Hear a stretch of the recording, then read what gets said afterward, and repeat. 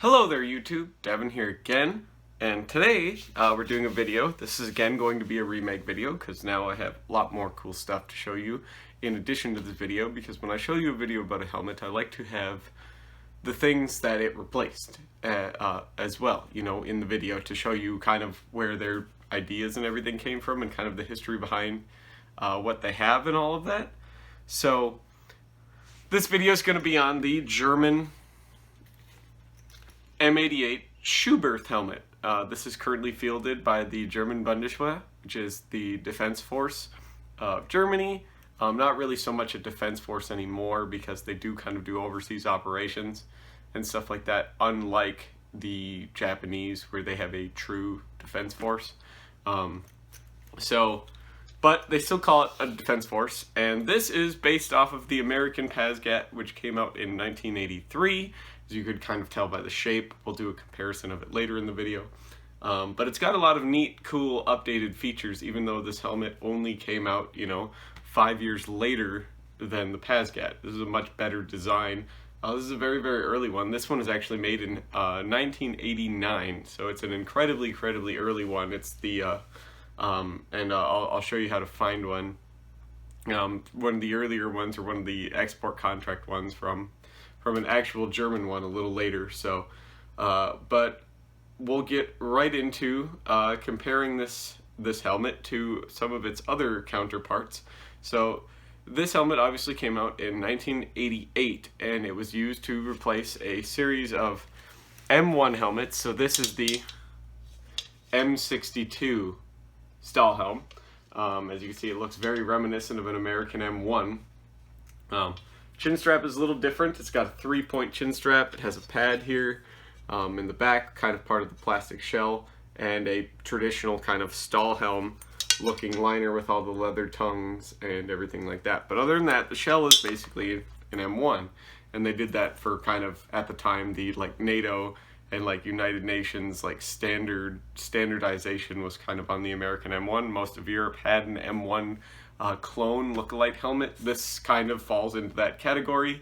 It differs from a lot of them in the fact that the liner is held in place. It doesn't have a removable liner. The helmet that did come before this, though, did have that removable liner.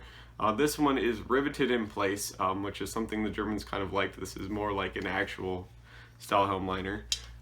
And this happens to be a smaller profile shell than most of the other M1s in Europe. The M1 was designed to be a one-size-fits-all helmet, so it's a very large helmet, whereas the Germans didn't really have that. Since they removed that removable liner and everything like that, they were able to make the shell smaller, which means to save steel.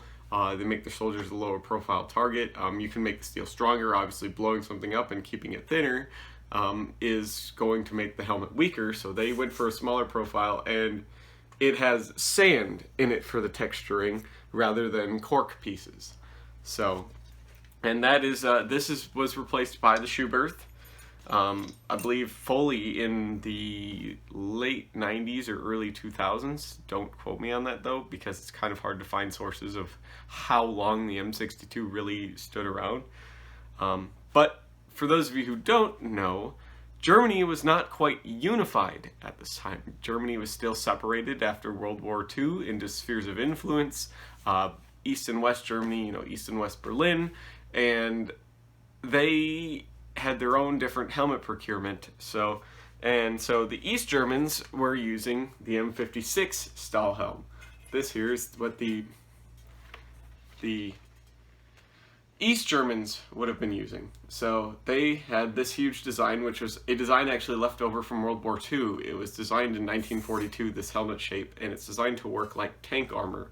It's very aggressively sloped, so it deflects more rounds and stuff like that. This helmet also was not kind of well liked because, for one, the chin strap was very uncomfortable. It rings like a bell when anything hits it. I don't know if that's picking up on camera, but a lot of other helmets don't do that. This helmet rings like a bell because of how the liner is set up. The liner doesn't really touch the shell at any point. There's little soldered on rivets around the inside of this helmet that the liner just kind of hooks onto rather than actually touching the shell. So it makes that helmet have very good acoustics because there's nothing to dampen those vibrations. Now, the model before this would have had rivets. It would have had 6 rivets around the shell you would have seen, where the liner was hard riveted into the shell, and it would have been like a traditional Stahlhelm liner with all the tongues and everything. Whereas you can see they kind of got away from that. With the later model, it has this kind of plastic suspension holding this leather and foam pad on it. So, and when they became part of the full German nation, when they reunified, they would have been given schuberth helmets, which is a lot like a Pasgat once again. You can see the kind of netting in there, that same kind of plastic crumple zone-esque with all these little plastic barrel cans, as they're called, that are designed to like compress under a shock. So, and that cool adjustable breathable net, and the 3-point chin strap with the classic seatbelt harness. So now we'll examine these helmets a little bit closer. There is one helmet that I do happen to be missing, and that one I do have a video on. I have since sold this helmet though, and that would be the M52 Stahlhelm. Now the M52 Stahlhelm was a helmet used by West Germany at the time, because for specific reasons. Their M1 clone helmets and their actual M1 helmets from Americans look like American helmets, whereas the East Germans were still using Stahlhelms until 1956 when they got the M56 Stahlhelm.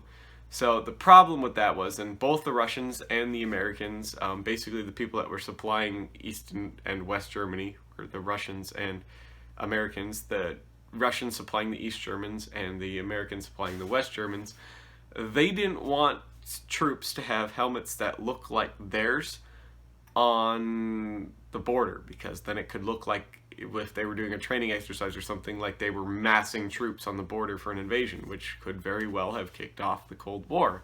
And both sides realized that, which is why the East Germans didn't get Russian helmets. They used German helmets through their entire life, whether it be actual leftover World War II Stahlhelms or the M56. That's what they used their entire, East Germany's entire history. West Germany, though, they got M1 helmets almost immediately after World War II because of denazification, where they wanted soldiers to not look like Nazis anymore because they hardly changed the uniform, but they had to get rid of the helmet. That was one of the icons of the Nazis, was the Stahlhelm. So they wanted to get rid of that image. And so, but they gave them M1 helmets, but the M1 helmets looked too American. So when they would go do training exercises and stuff, there would be too much stuff along the border. So their solution to that was, well, we kind of destroyed all the Stahlhelms, so we're going to make more. They still had the machine, so they were going to make more Stahlhelms. So they made the M52 Stahlhelm, which is basically an M40 Stahlhelm. It's made on the exact machines that the M40 Stahlhelms were made on, and it's got the same paint and everything. No decals or anything on the side. Slightly different liner and a slightly different chin strap, but that was given to troops that specifically worked on the border, and troops that specifically, you know, at like border checkpoints or like border security forces, you know, stuff like that. People that worked out in like the frontiers, forestry troops, you know, and stuff, got the Stahlhelm because it was hard to mistake for an M1. So that way the East Germans and the Russians wouldn't think that the Americans were massing on the border. And it's the same reason the Russians didn't give the East Germans SSH-40s. So that way the Americans and the West Germans wouldn't think that the Russians were amassing on the border. So it was kind of a neat thing, and I have a video on that helmet if you go back into my helmet playlist, where I actually have one. I sold it to a collector who paid me way more money than it was actually worth, and it's actually one of the rarest Stahlhelms because it was made in the fewest numbers. So if you're interested, please go take a look at that. I will leave a link in the description of the video. I also encourage all of you to look at the descriptions in the videos, because if I mess up on something, that's where I will correct it. And also it gives you all the disclaimers, like on my Orlight helmet video, I had a bunch of people that went through, which was my last video before this one, and get it all political and, you know, radical and racially orientated, which it's just a history video. Everybody simmer down, okay? And you know, people in the comments going, Arabia's for Arabs and stuff like that, which is, I'm not getting into that in the videos. I'm not bringing that up in the videos on purpose for reasons. I'm not taking any sides, but people got really upset about that video because I didn't really take sides in it, and all that other stuff. So, or I guess if you're damned if you do, you're damned if you don't, you know. So, but we'll move on to getting a closer in-depth look at all of these helmets. Alrighty, so here is the West German M62 Stahlhelm. And as you can see there, on the inside, this big foam disc and these two little bands are protecting this one large rivet, which is what's holding in this plastic type shell, as you can see underneath there, that is holding this liner in place. And here it is in the rear part of it. It's this big plastic shell that's riveted right here with that one big rivet to the top of the helmet, and then the chin strap is riveted in place with these two rivets on either side and this one here in the back. It is a 3-point chin strap because it connects to the shell at 3 points, and it works with this cool thing. Alright, so right here it has a brass stud, and then there's two keepers. Alright, so there's one that is solid, if you could see there, solid, and then there's one that is not solid. So based on what combat situation or training situation you're going into, you could use the solid one where it's not going to come undone unless you want it to come undone. Okay, or you could use the one that isn't solid, the one that has the tip missing off of it. As you can see, I fold that one out of the way. This one here with the tip missing. Alright, and what that means is, so if you need to get your helmet off in a hurry, like let's say you're injured or something, all they have to do is pull and the chin strap comes apart. It's a lot easier than trying to fiddle with it or something, you know, like if you have a head injury. Another way that it works is, a lot of people don't know, when an explosion goes off underneath you, okay, your helmet traps pressure because it's bell-shaped over your head. So that pressure comes up underneath your helmet, and it wants to lift the helmet off your head, and that can do a lot of serious damage to your neck. So what that means is, if the force is great enough to where it'll hurt your neck, it'll blow the helmet off your head rather than, you know, break your neck. So that was a pretty innovative piece that they did to this. And then as you can see, Stahlhelm liner really didn't change. It's made out of a kind of thinner gauge leather. They are all reinforced on the back, all the eyelets, and has all these nice vent holes, and then a sweat band up here with all these little perforations with a piece of foam behind it to absorb the sweat. So as you can see, it's very M1-esque looking. That was on purpose as part of the whole everyone looking like the Western world, all unified and everything. The helmet didn't come with a chin cup, but it did come with a little neck protector. A lot of them did, because this chin strap and this sharp brass buckle would oftentimes cut into the soldiers' necks. So, but it's a very comfortable helmet. It's a very stable helmet. It was used for a very, very long time. It was quite well liked. So now we'll move on to the East German helmet. Alrighty, so here we have the East German M56 Stahlhelm. This is the rarer size 3. As you can see, it's still that same big bell shape, steel, raw edge on it, which means it does get sharp, unlike the other German helmet in this video, which has a rolled edge, which is considered higher quality. It does take more time to do, but it oftentimes makes a more comfortable, easier to use helmet for the soldier. So, as you can see here, the liner is a lot less complicated than the West German one. It is not a whole lot of rivets or anything like that. Now, how this liner is held in place is, as you can see there, like I said, there's these little spikes, these little studs that this plastic liner just clips over, that are basically spot welded in place right onto the shell of the helmet. Now, the foam pads give you some protection, but the earlier helmet would have just had a liner like the M62 directly riveted on an aluminum frame right to the shell, and you can find those, tell these M56s from the later ones like this. The later ones don't have any rivets on them like this one, but the older ones will have 6 rivets around the circumference of the helmet that are for holding the liner in. So this has a 2-point liner. Actually, it looks like a 4-point, but it's actually just a split 2-point liner, and this is adjustable for circumference. On this side, be a little, if I could get it into the light, via a little plastic ratchet strap thing, basically. That's how you adjust the helmet, kind of like this, to squeeze your head more or less. And then the adjustments for the chin strap are obviously right here for fine adjustment, or if you need gross adjustment, there's little keyhole and studs at each of the little anchor points on the liner. So if you need it to sit higher or lower on your head, it is adjustable with this drawstring through all these leather tongues. This is not smooth leather. This is a kind of nice suede type leather, which I think is actually more comfortable than the smooth type leather. So it allows your head to breathe a little more and absorb sweat a little bit more. To tell the size of your helmet, you might not be able to see it down there, if I could get the light on it, but right through that little hole, there's a size indicator. You could probably see some black paint down there. This is a size 3, it's the largest size they made, and it looks absolutely gigantic. So, oh, and then just a cool stamp right there. And the chin strap there, made in East Germany, kind of faded, so you could just see the Germany.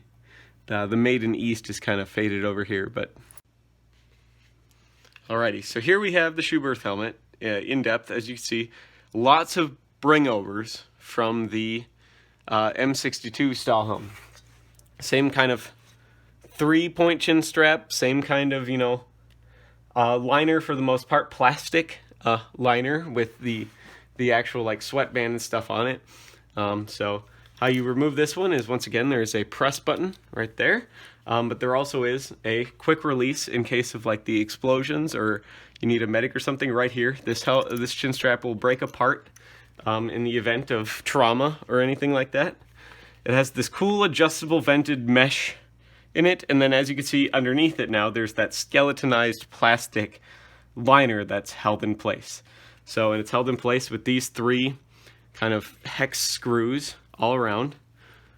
Those are what hold the liner in place and the chin strap. That's where the chin strap anchor points go, and those also connect to the, you can see in there, probably not actually, to these liners. Now the cool thing about this liner is incredibly flexible. Like you could watch me pull this back here, and you can see all of those little kind of cans and barrels. Those are designed to crumple in the event of trauma. They also allow for airflow very easily around the helmet, which keeps the soldier cool in the summer, which helmets are very, very hot to wear.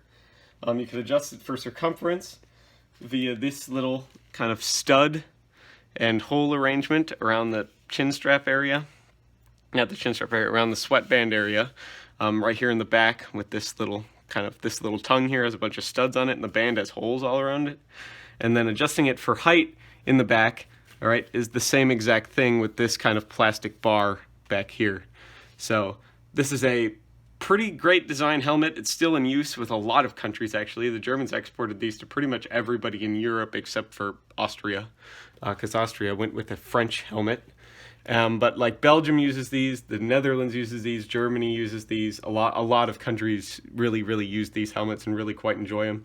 There's even some American, Canadian police forces that prefer to use these over American helmets. A lot of South American police forces use these. It's a very good helmet design, and it works quite well for what it was designed to do. So now we'll go into, and I'll show you what these all look like being worn, and then I will show you comparisons of the profiles and everything like that, and then we'll wrap up the video. Alrighty, so here we are, and now I'm going to show you what these helmets look like on a soldier. These are all conveniently in my size. All of my helmets I own are actually in my size. So we will put on the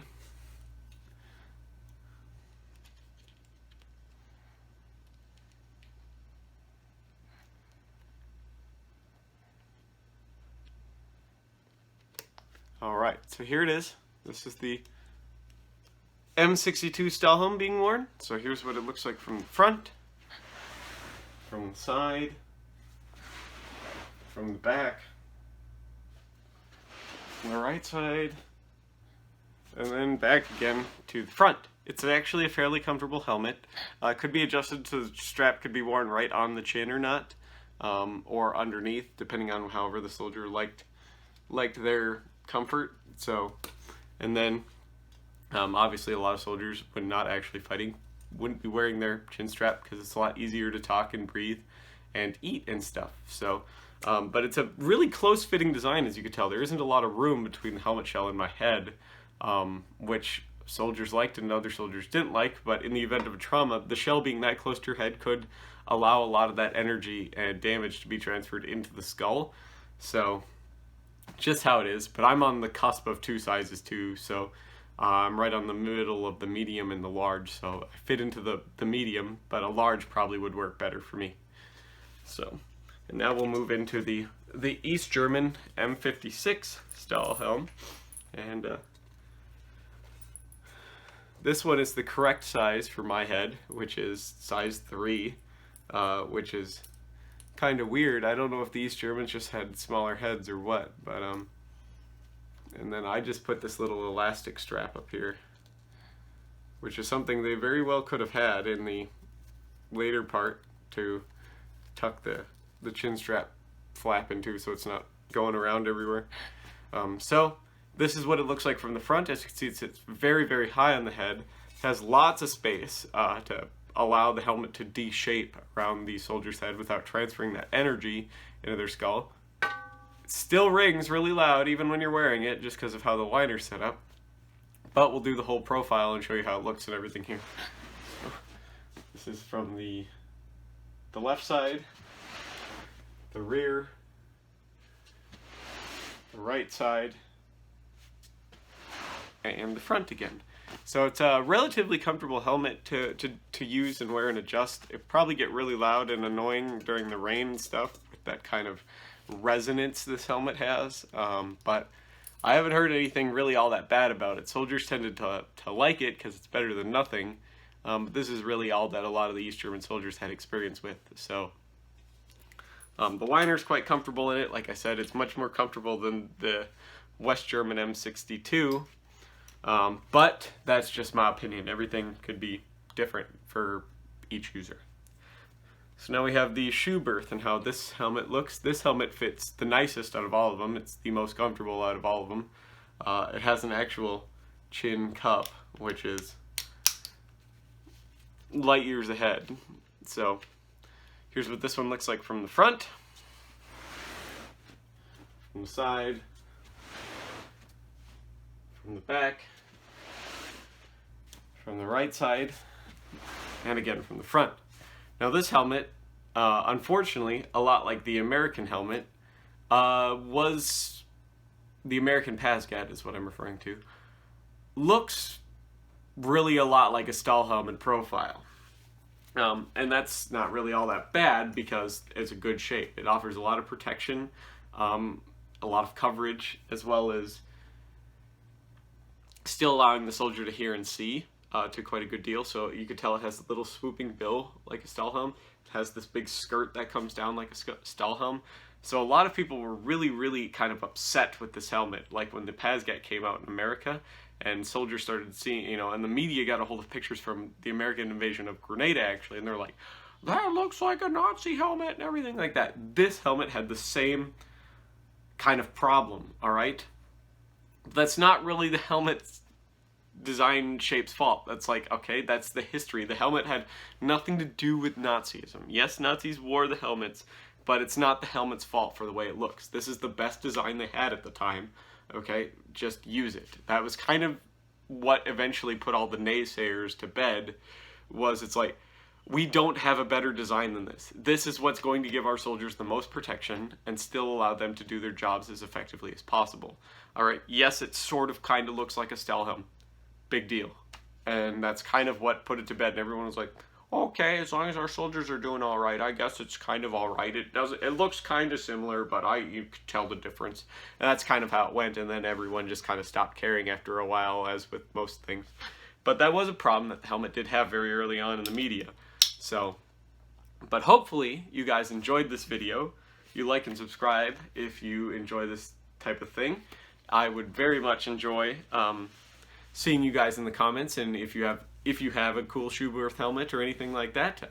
There is various covers that come for these helmets depending on what countries they came from. I took all of them off for this video, which is kind of sucky because now I have to put them all back on before I put them away and all the other good stuff, but it's a lot easier for you guys to actually like see the shape of the helmet. So because they aren't super close fitting helmet covers and they have a lot of other weird stuff going on, or otherwise I would have just left them on if it was like an M1 helmet cover where it fits really tight but it doesn't quite change the shape, you know? It has the whole shape still imprinted in it. But But thank you all so much for watching. If you feel like I'm worth a contribution, there is links to my PayPal and my Patreon on the About tabs of my channel. I'll put a Patreon link in the description as well. This means an incredible lot to me, you guys, for you guys stopping by to watch these videos, especially these remakes where I'm speaking a lot better. There isn't a chair in the background, you know, because that's all I had at the time, and everything else. So hopefully these video qualities are going way up and you enjoy them and everything like that. And like I said, if you think I'm worth a donation, it all goes to helping me get new camera equipment and stuff, which I've been buying a lot of new camera equipment. I'm using a new camera mount right here, and I got to get a new camera eventually. But the next thing on the list is a new tripod. I don't know if you can tell, but that molding back there is kind of off skew.